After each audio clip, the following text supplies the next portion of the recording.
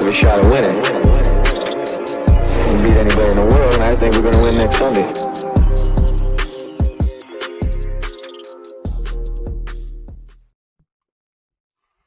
And welcome back to the New York Jets Atlantic Flight podcast. Week 12 is in the bag. The Jets, as predicted, went to Baltimore and ended up losing, but it wasn't all that bad. We lost 10-23, but I have to say, at half-time, the Baltimore crowd, the Ravens fans, they were a little bit dubious about what was going on, and there were murmurings that could be heard audibly in the crowd. And you could hear the Jets supporters giving the JETS, Jets chants to discuss this game. Andy is here. How are you doing, Andy? I'm good. I'm feeling strangely optimistic this week. Yeah, me too. It was funny because there's been a few games this year, hasn't there, where we have lost, albeit narrowly, but you come away just feeling like a little bit upbeat and there's light at the end of the tunnel. Absolutely, and I think it was different to a lot of games, and I know we'll get into the details of it. There's been games this year that were close on the scoreboard at least, but in the reality when you watch the game, they didn't feel close at all. This felt like much more the game I was expecting to see from the Jets coming into this year, definitely. Yeah, I don't want to take anything away from the Jets, but this Baltimore Ravens team, they didn't look like the Baltimore Ravens team of old. No. And I think the scoreline actually, in the end, actually flatters them a little bit as well. Obviously, we'll get, as I say, as you've said, we'll get into this at the back end of the fourth quarter. We had to go for it and ended up turning the ball over. And then they ended up with a short field and ended up getting 7. So that's what we were left with. So 10-23. But let's start off with the first quarter, which is going to take us probably about the same time as it did to actually play it in real life. Because there were 2 Jets punts and 2 Ravens punts. So we'll probably skip through this, but the Jets actually had the lion's share of the ball offensively. They seemed to outplay the Ravens. They had 2 drives. The first drive went for 58 seconds, and the Ravens had a drive which lasted 4 minutes 24. Then we had another one, which was the biggest drive of the game. It only went for 32 yards, but it took off 5:39 on the clock. So, and then the Ravens, as I say, they had another go and they took off 1 minute 44, and then we were straight into the second quarter. Was there anything from the first quarter that you saw that was outstanding, or was it just as boring as we thought it was? I think both teams can probably be pretty happy that if they've got a very decent punter. I think McNamara and Stout both looked great. But that's about it. And I was worried at one point that was what we were going to be watching, the battle of 2 of the best punters in the game. And yeah, but thankfully, things improved a little bit, didn't they, on both sides? It didn't disappoint, did it? There was 2. I mean, even the comms were picking up on it. They said how great these punters were. Yeah, both teams, it felt like we're getting pinned back almost every time, which is probably why it was such a slow game to start off with. No team could really get anything going on offense, and then they were getting pinned back each time. So up until it all went slightly Pete Tong later on. Yeah, I think that both teams were really feeling each other out in that first quarter, weren't they? And it was very much the defenses on both sides were playing quite well. Yeah. And one of the things that I was happiest about in this game is to see the Jets break tendency a little bit and adjust to their opponent rather than just mindlessly playing man coverage over and over again. That you actually saw them, the defense at least, switch to a primarily zone-based kind of nickel package for most of the game, and it took everything away from Lamar. And it's weird because you don't usually see teams do that. They kind of hone in on stopping Lamar in the run game, stopping Derrick Henry, but we went very much the opposite way, and I think it kind of threw them off in the first half at least. Yeah, I would agree with that. This was something I brought up in our preview. I've noticed that when teams do play man, as soon as they, especially the corners, if Lamar runs out wide outside the tackles, he as soon as he sees those corners turn their back, he's away and he's picking up these chunk yards. But as you've rightly said, when we were playing zone, I found that a lot of the players were actually facing him, and he couldn't make those runs because they saw it start to unfold. So fair play to Steve Wilks. He's hit that defense is starting to look a little bit better now as the season's going on. Yeah, it's definitely starting to look like more than the sum of its parts. And I suppose that's bound to happen when you've got a new scheme, new coordinator, quite a few new players in the team as well. Some guys coming back off injury, but they do seem to be settling into kind of their style of play a little bit more. I think I don't understand why Isaiah Oliver sees the field really, apart from to give someone some rest. I think you've got a very clear kind of base defense there with the likes of Quincy and Sherwood in the linebacker roles, Brownlee in that slot kind of nickel role. Unfortunately, you've got Tony Adams back there at safety, just more because there's nobody else on the roster who's better than him, which is kind of a depressing statement to make, but it kind of is what it is at the moment. But yeah, it was a good game from the defense. I think they did what they could until kind of talent broke through, as it always kind of does in NFL games. You always manage to keep things close, but if you don't have the guys to turn things around, or you know, God forbid we get a turnover every now and again that can swing games, yeah, it just gets to that stage where the team can't compete with the players that they're up against. But yeah, I thought they did well for the most of the game. Yeah, so we'll get into the start of the second quarter, and funnily enough, it started with another punt after 6 plays. 6 plays, it went for 16 yards. It started off. We started off at the New York Jets 40. Taylor passed to Breece Hall, short left for 6 yards. He then had a 3-yard run, Breece Hall again. And then Breece Hall again up the middle for 5 yards.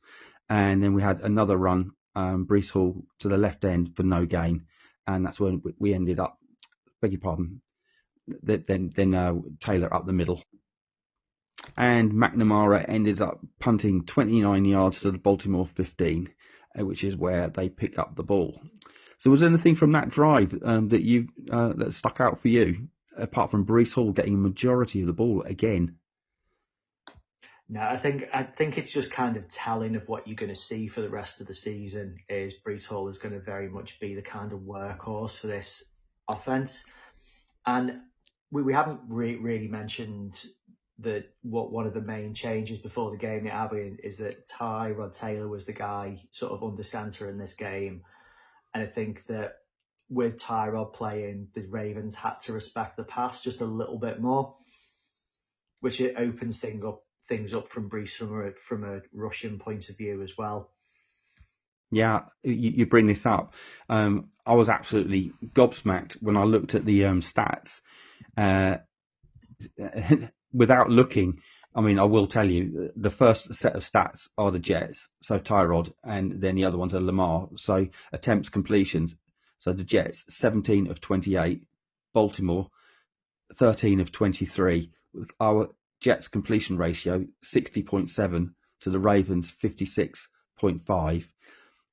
Tyrod had 204 passing yards. Lamar had 143. Tyrod had 7.3 average. Lamar had 6.2. Every single category he beats him in.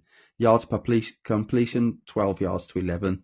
Passing touchdowns 1. Lamar didn't have 1. Tyrod actually got sacked 3 times. Lamar got sacked the once, which we'll get on to. Passer rating. So actually, Tyrod finished the day 80.1 against Lamar's 75.1. So I wouldn't have believed that at the beginning of the day. But as you've rightly pointed out, Tyrod, we looked completely different out there. A completely different offense, didn't we? Yeah, we did, and I suppose we'll get to it naturally as we go through the quarters. But there was a big kind of surprise for everyone. Although I know a lot of people like John Mechie already, but I think we talked about it a couple of times this week in our chat, haven't we? About how the change of quarterback wasn't about having the idea that suddenly we'd become a playoff team with Tyrod under centre. It's about having a functional offense that allows you to assess and look at the other players on the roster, like Mechie, like Mitchell, like Smith, like anyone else. And I think we got a really good look at what Mechie could be in this offense. Yeah, I also think that Brees is getting used in a different way that we've never really seen him used before as well. He's constantly on the field. If he's not in the backfield, he's getting split out wide, or he's flaring out and he's catching passes as well. The playbook, it seems to be getting opened up more and more for him every week that's going by. Yeah, absolutely. And what was it? 4 targets for 75 yards for Brees in this game. Yeah, so it was quite funny because after the game on Twitter, there were people saying that they saw no difference between having Justin Fields on there to Tyrod Taylor out there, and I was like, did you just watch what I watched? Because I've come away from there thinking, wow, this offense, Engstrand's offense, is really starting to open up now. It did fade a little bit towards the end of the game, but initially it was looking really, really good. Yeah, absolutely. And like you say, it's not. It is just about having those other options there, and the ability to pass for more than 60 yards. You shouldn't have to say it in 2025, should you? But that is a big difference. Being able to pass for triple digits in a game, it's basics at this point, and you can't run an offense if you can't do those things. Yeah. So let's get back to this again. So beginning of the second quarter, the Jets punted. The Ravens got the ball and they ended up punting after Mailga made a good stop. Lamar Jackson had a couple of incompletions. We had one penalty. A.Z. Thomas defensive holding was 5 yards, which brought up 3rd and 10 at the Baltimore 15. Then there was a 4-yard pass to DeAndre Hopkins that went for 4 yards. And then now another 10-yard penalty on Andrews, which knocked the ball back again. And they just had a really bad day. And then it ended just before Lamar Jackson got sacked at the Baltimore 13 for minus 10 yards. And it's our old friend, Jawan Briggs. Yes. What can we say about this guy? This is phenomenal. Muji keeps taking these swings. And our friend of the podcast, let's say that. I think it was Ryan that brought him up to notice first amongst us all. He was really high on him, and he's just getting better and better and better, isn't he? He is, yeah. I think once we all started to take a look at him after the trade, I think we were all pretty excited about the upside that he had, and you sort of saw it with the, like you say, particularly with the sack, where he just kind of gives the old left guard the old push pull, and then he's in there for the sack, and it was really impressive to see him come on, particularly as we all kind of deal with Quinnen's absence. It's nice to see that we've got guys coming through who could be a key piece for this team going forward. And yeah, Briggs has been really exciting to watch this year. But the thing that I thought was really impressive, not only Briggs getting this sack, but it's how he got the sack, because this was a coverage sack. Without a defense containing Sauce, we managed to hold that can be a potent a passing attack for Baltimore into check. Lamar was just stranded. He had absolutely nothing open, so he ended up taking the sack. Yeah, absolutely. And like I said, the way the Jets played this game defensively was perfect, and it opened up things like that. And like I said, if we'd have kept playing the same game we've been playing for the rest of the season, it would have been a very, very different outcome. But I think the guys played really, really well, particularly on the back end. Similar sort of issues in coverage with the linebackers, but I think the corners held their own most of this game. Yeah, I want to give a shout out to Isaiah Oliver. He was in the backfield quite often. No one seemed to be scared of tackling Derrick Henry either. So some of our smaller players were absolutely getting stuck in. There was absolutely no fear, which was good to see. Playing for the coaches, aren't they? They are, yeah. And regardless of whatever else might be going on with Jamin Sherwood, he keeps racking up those tackle numbers. I think he had 11 in this game, which is just madness. I think he was the lead tackler by a clear 6 Tackles, yeah. The next most tackles in this game came from Quincy with 5, so he was well ahead of everyone. He's always there around the ball. You can't take that away from him. However much he may be struggling in some aspects, he's really, really good. Yeah, whatever was said to Jamie Sherwood and Quincy Williams, because they got, let's face it, they did get spoken to. What we know that Quincy got benched, didn't he? And Jamie Sherwood, he got benched as well. So actually, they've both been benched. So whatever it is that they've said to him, it's lit a fire under them, and they are now starting to look good again. They're now starting to find their feet again without Quinnen, without Source, and now it's a different identity again. So this series ended up with a punt, and we've talked about this before. These two punters we've got, McNamara and Stout. So Stout punts 74 yards to Isaiah Williams. Interestingly, in this punt game, Nwangu has now got himself a little bit of a reputation, and they actually deliberately punted away from him every single punt. Did you notice that? Yeah. He's definitely being avoided at this point.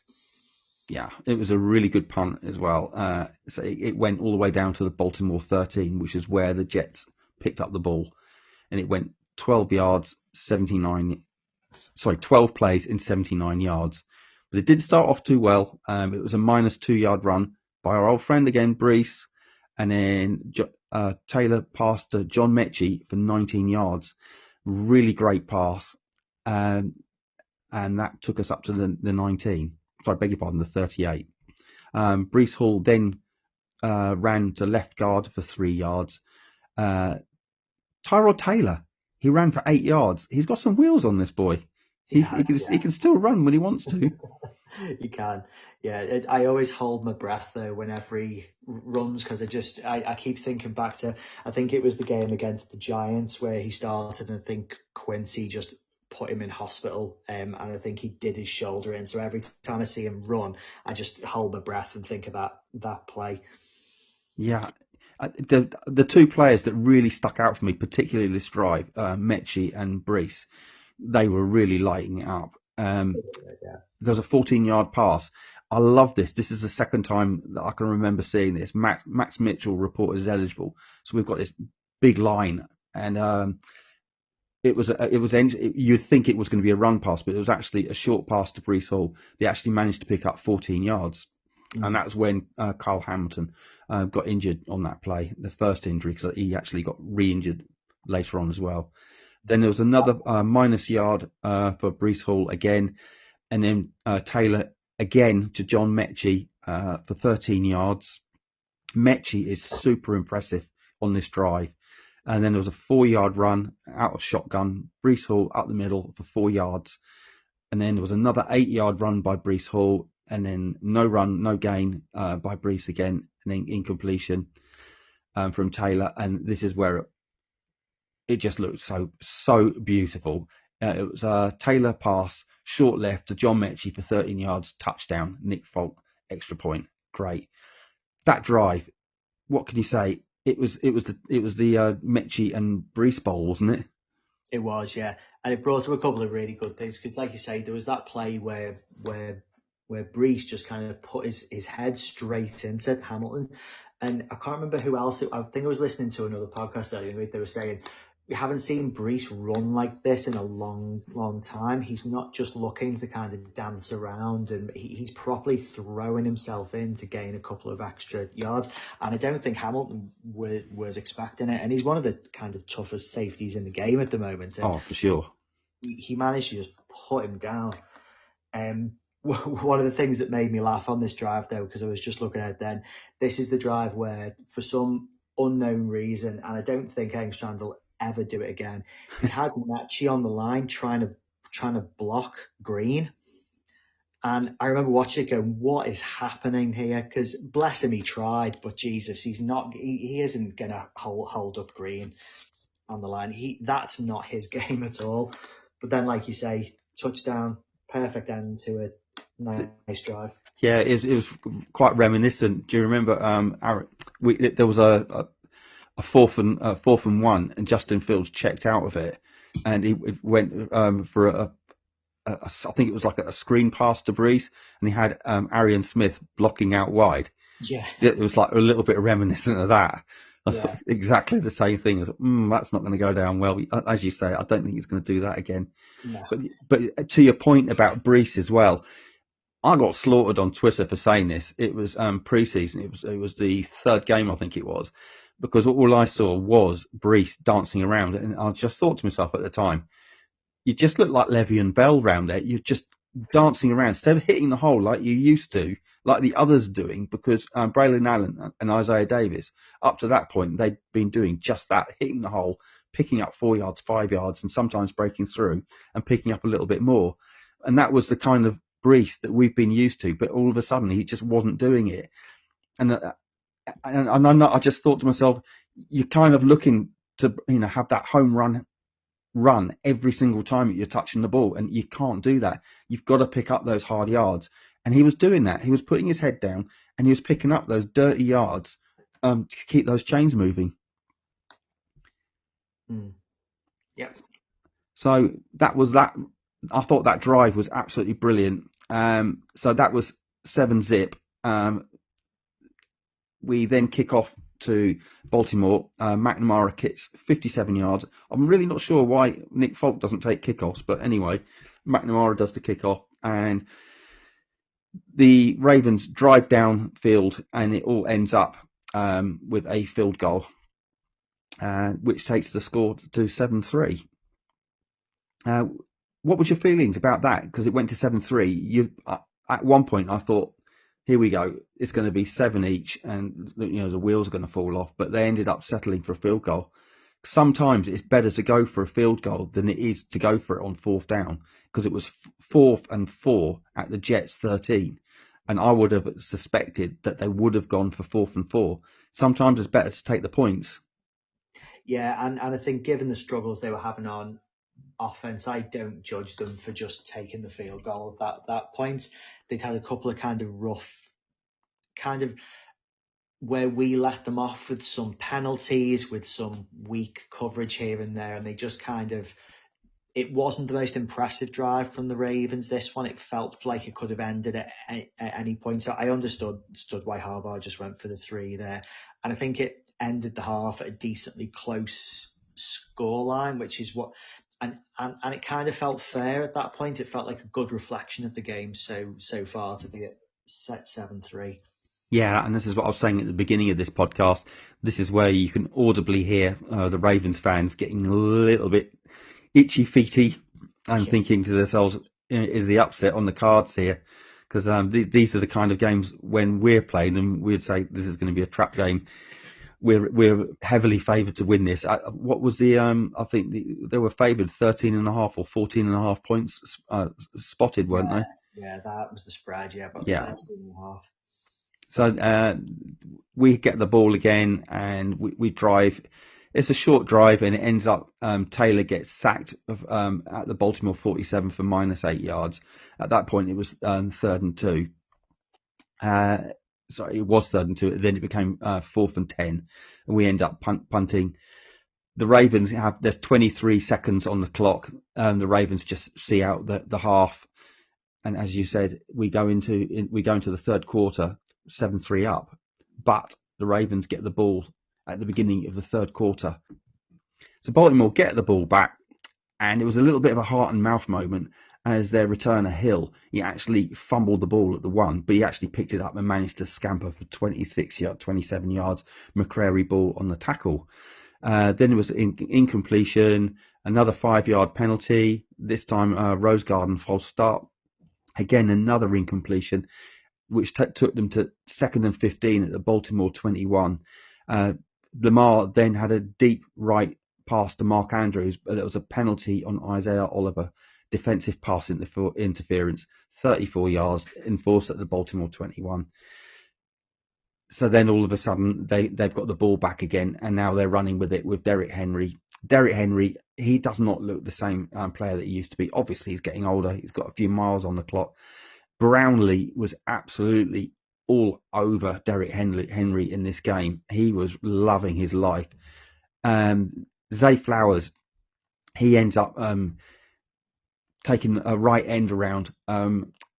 Zay Flowers, he was a dangerous man on the day, wasn't he? I look at Zay Flowers and I just think Arian Smith, he could be doing the same thing as Zay Flowers. Yeah, and that's what you're kind of hoping he turns into. Obviously, Zay was drafted much higher, he's got a much higher ceiling than Smith, but it just doesn't seem to be working with Smith, because we've talked about that, but we've seen them try the same things with Smith, and maybe it is because they're too keyed into us, because we don't have many options, but it just hasn't worked when we tried that with Smith, and I can't quite understand why. He's supposed to have this blazing speed, but it just doesn't show up much on the field.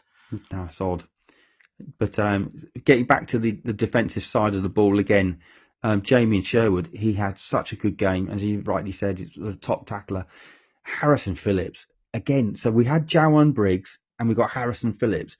He was making tackles for loss all day as well.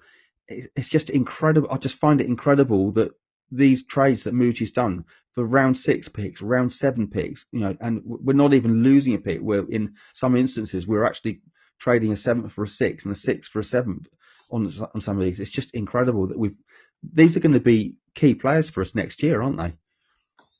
Yeah, absolutely. And I didn't realise actually until quite recently that we've got Phillips under contract, I think, next year. I thought he was just like a 1-year loaner almost at first, but obviously Briggs is still on his rookie contract, but Phillips is going to be around as well. And Phillips is kind of bringing a really solid veteran presence to this line. And he all around just seems like a great guy as well. When you hear him talking to the media and talking about his teammates and stuff, he always just seems to say the right thing. Yeah, totally. Another good locker room guy. There's so many interviews. If you go onto the New York Jets official site, there's so many interviews in the locker room with Harrison Phillips. Just an all-round good guy, as you say. Hopefully he'll become a team leader as well. So the Ravens ended up marching downfield, and it ended up with Derrick Henry from the Jets 2-yard line running in. This was after a couple of stops as well. But there was no stopping him this time, and he went in, and the score was 10-7 to Baltimore. The Jets get the ball back. So the Jets get the ball back again, and this time the ball goes to Isaiah Williams again. He had a pretty good return for 31 yards. Then there's a 4-yard pass to Tyrod Taylor to Mason Taylor. I was a little bit surprised, and I'm a little bit irked by the fact that Mason Taylor didn't see many targets. That one went for 4 yards. He had another one which was just out of hand's reach, and he couldn't get to it, so he actually dropped that one. Breece Hall again went for 2 yards, so it's now 2nd and 6 at the New York Jets 38. And then we had another 2-yard run, this time from Isaiah Davis. I'm guessing at this point Breece was a little bit gassed for 2 yards. And then that took us to 3rd and 4th at the Jets 40. Taylor then had another pass. This was crucial. We went for it, 4th and 2 at the Jets 42. It was a little bit of an odd call myself. 4th and 2. Are you really going to pass the ball? It was to John Mechie. It was a little bit low and a little bit out of reach. Mechie tried making a diving catch to it, but just didn't quite get to it. That was an odd call, wasn't it, Andy? It was, yeah. I think for me, the decision on what play to run was an odd call. I tend to disagree with some of the narrative around this, and I actually agree with the decision to go for it, though. Yeah, me too. Because I think I think Glenn understood that if he punted that ball away, momentum had very much come out in the second half with the Ravens. I think they'd made some adjustments, and I think he just knew that they were going to be a lot harder to stop. So he knew that if they kicked the ball back now, go down 17-7, at that point it wouldn't have been, if they go down again, that the game was pretty much over anyway. So why not just go for it and at least give themselves a chance? The 4th down play calling, though, has just been so poor this year in terms of the decision making. Like you said before, there's these weird screen passes and pitch plays that are going on, and now this pass as well. It's so much easier than they're making it. And it's just these really obvious running situations that they just need to start taking it. Yeah, it was a shame to have seen that. Again, this would have been where I've rolled Max Mitchell out again and had added an extra lineman in and kept them guessing with that many gaps on the field to pick up 4th and 2. You can stack the box, but one of those gaps is going to become open. Andrew Beck, we don't see Andrew Beck used enough as well, and he did get used in this game, which we'll get to. But obviously now the ball gets turned over on our 42, and the Ravens then take 7 plays and 42 yards and end up scoring. And it happened like this: Lamar Jackson had a short pass to Derrick Henry, who actually rumbled for 19 yards.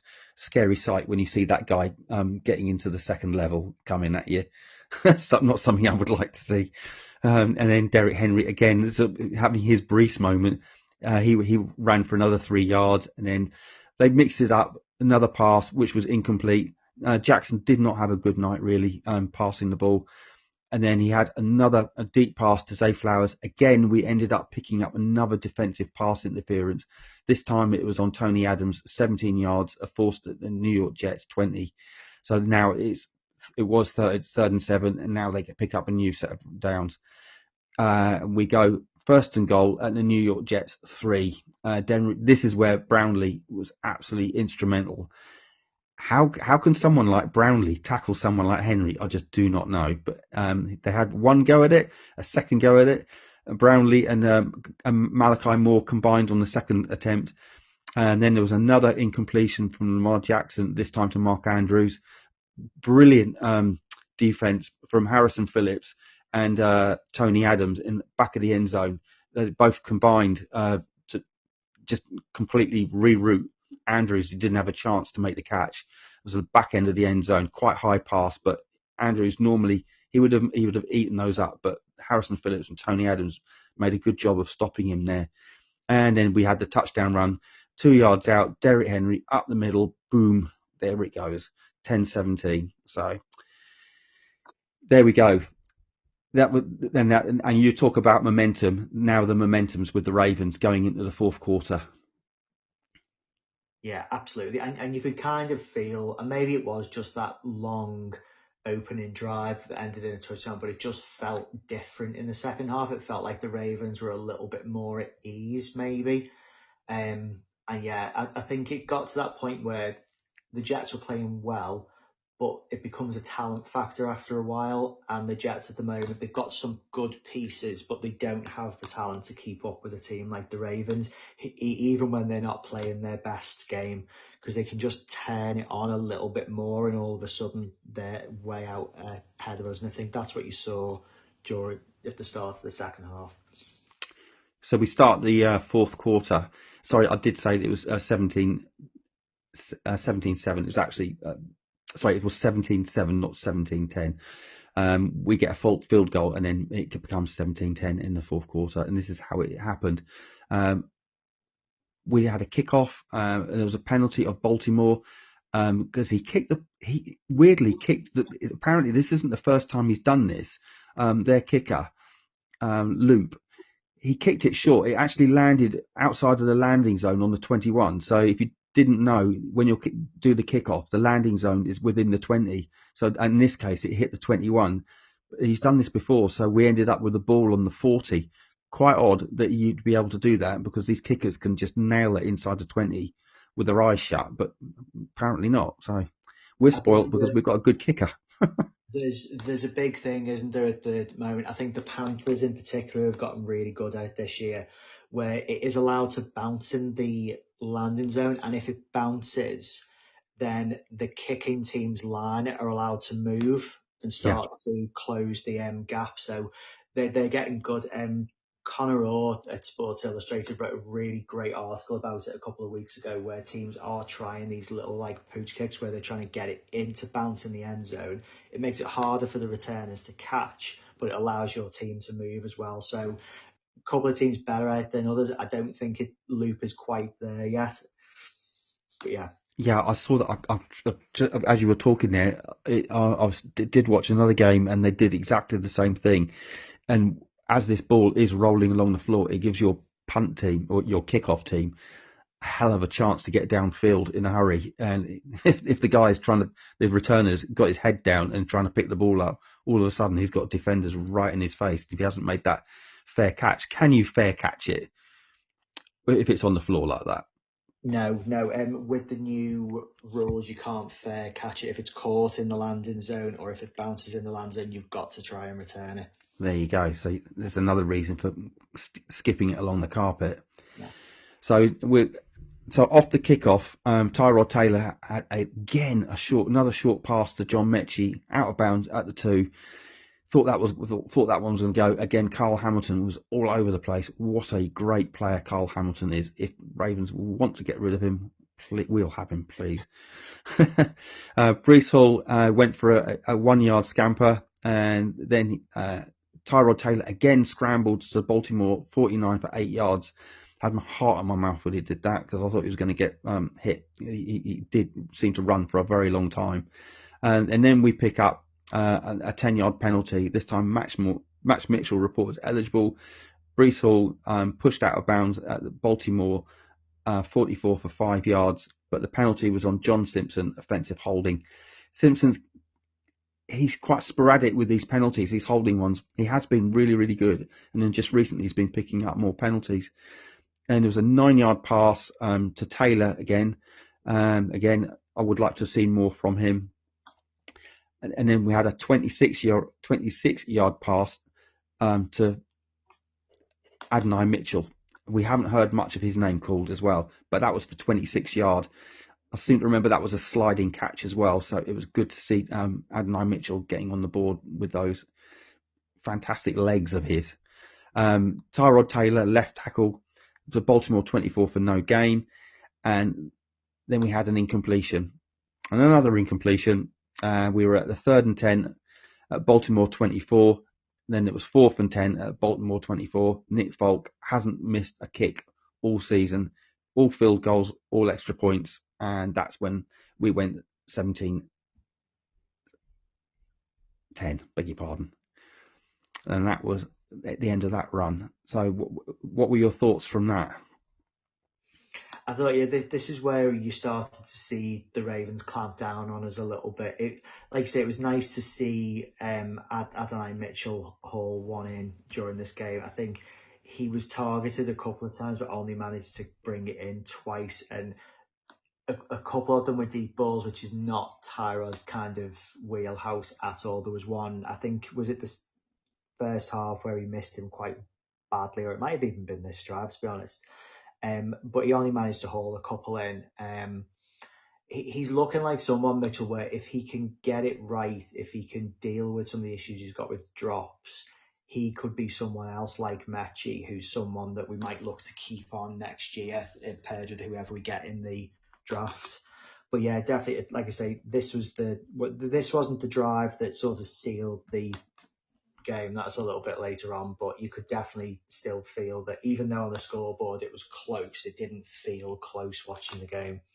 Just go off on a tangent here when we're talking about wide receivers. Obviously, Garrett's out on IR at the moment. We've got 6 games to play now. Do you think it's worth bringing Garrett back, maybe for a couple of games, 3 games maybe, and to see what our receiver core looks like together?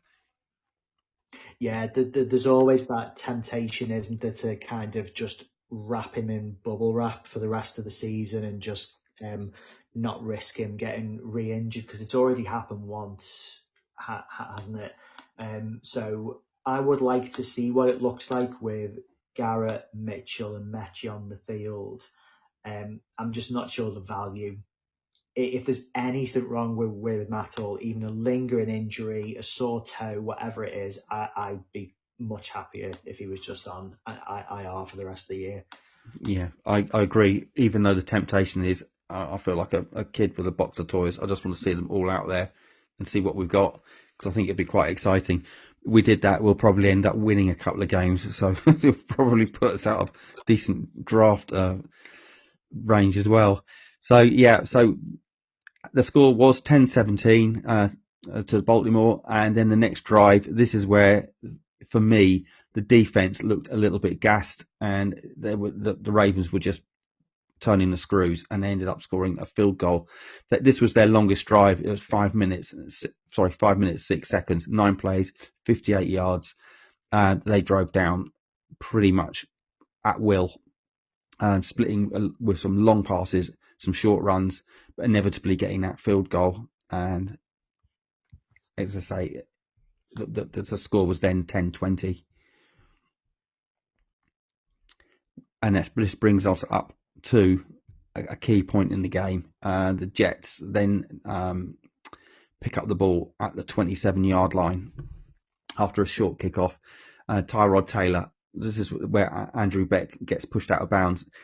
Every time he touches the ball, he makes a play. This was it looked like a tight end leak out to the left side. He got pushed out of bounds for 10 yards, and he got the first down. And then Tyrod Taylor, short left pass to Breece Hall for 17 yards. So as for the Baltimore 17 for 40 yards, that was an incredible run. This is where I think that they just overused Breece, didn't they? Because he just got used on that one. That he went on that great big 40-yard run. He then went for another run. There was a penalty on Membu, illegal shift, that was declined, so that knocked us back. 1st and 20. Tyrod Taylor then had another pass to Breece, to the Baltimore 12, which went for 15 yards. And now we're looking at 2nd and 5. And this is where I just think sometimes, because he's had 2 fumbles, and if you remember as well, Braylon Allen has had a fumble as well. And I just think that sometimes they just do a little bit too much. These guys are taught to play to the whistle, and he had players draped all over him. I've watched this, so I'll tell you what happened. Breece Hall, he went to the right end of Baltimore 2 for 10 yards. He ended up fumbling Humphrey with the strip.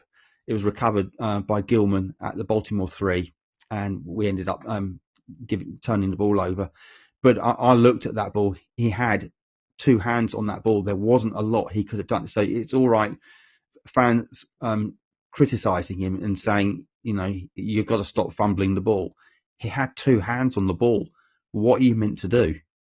Yeah, he had his hands exactly where you're supposed to have them. If you were teaching a kid in school how to hold a football when you were in, he would show them to hold it exactly like Breece had it there. It was just a really brilliant play from Humphrey. Unfortunately, he just got his hand right in there, right underneath the ball, and like I say, because Breece was trying to fight forward, trying to go, he just gave him enough time to just yank it out of there. Although, guys, I've got to admit, I'm surprised you want to talk about anything else on this drive other than that and that 10 yards, because like you say, we don't see it often, but when we do see it, it's great. Yeah, I just don't understand. We just don't see him on run plays either, and it's just like when he is on there, he's just absolutely creating monster holes for Breece or whoever it is carrying the ball to run through. So it was a little bit perplexing why he doesn't get to see the ball that often. So getting back to the game, there was an exchanges. So the Ravens ended up punting. We ended up turning it over on downs. It was all a little bit like the beginning of the first quarter, wasn't it? It all started slowing down a little bit. I think Baltimore were pretty happy just to see the clock out. Then we obviously Tyrod had to go for it to try and get us back in the game. There was only 36 seconds left on the clock at this point, and he ended up throwing an interception. It was the target was Adonai Mitchell, but it just didn't reach him. And TJ Tampa, I think it was, that caught it. So that was his first interception of the season. So I'm sure he's happy. And that's how the game finished, 10-23. But the overall feeling is, as I say, we said at the beginning of this, I think the scoreline flattered the Ravens a little bit, because the last score that they got was pretty much given to them because of the short field that they had.